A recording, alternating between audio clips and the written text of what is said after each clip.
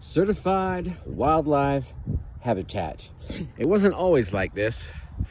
We moved in here, gosh, almost 8 years ago now.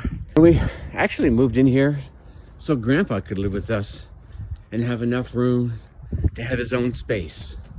But alas, as many of you know, Grandpa passed away last year, so we don't need all this flipping house anymore. And we were lucky enough to buy ourselves a 40-acre farm that we'll be cruising into. Movers were supposed to be here today to help us get things going, but you know how things go. Last minute changes and all.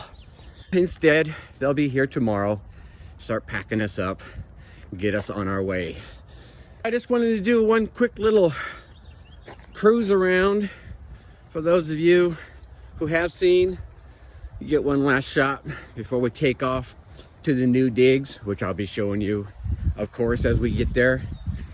And then for those of you who haven't seen, well, you can take a peek. A little oasis, our little home away from home.